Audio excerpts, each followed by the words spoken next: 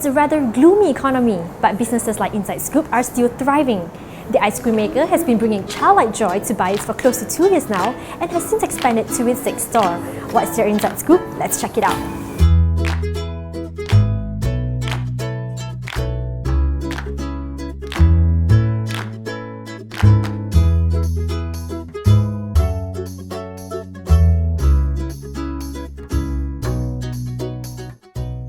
Fundamentally, we really like the product, ice cream. There's a gap in the market that we saw could be served by an artisanal ice cream maker, kind of like coffee 5-6 years ago, where there's the big chains and then there's the smaller brands that have come up. I think ice cream is undergoing through that phase at the moment. But in just 2 years, you've actually opened, I think, 6 stores. Yep. So what did you think you did right?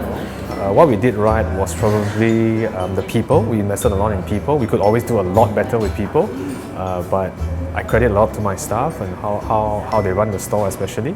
The most important thing for the staff is actually to have an environment that is good and they want to stay, because other than product, which I control very tightly, because we run the kitchen on our own, it's actually the point of sale.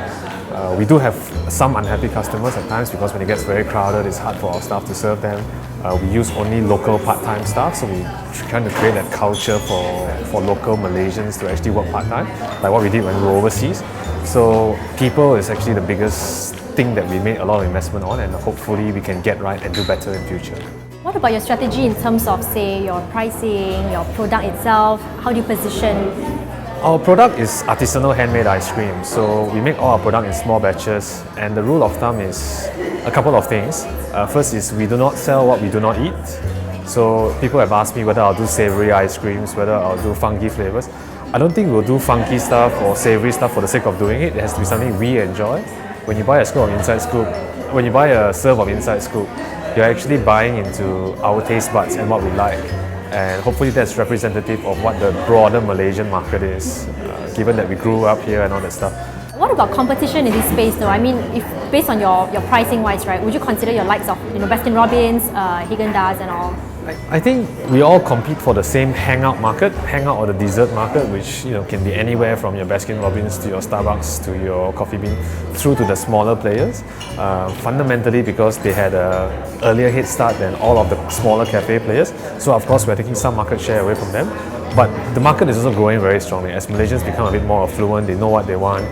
The pie is also growing quite big, so there's enough room for everyone to grow. We are not at that point yet, like you see an ice cream shop in every street where when competition is that stiff. Yes, competition is stiffening because all of us want to operate in that few neighborhoods like Bangsa, Damansara, Uptown. So the next question for us is how do we differentiate ourselves from a location standpoint and a product standpoint. Now a bit on your revenue model, because currently it's owned and run by a few partners. Yes.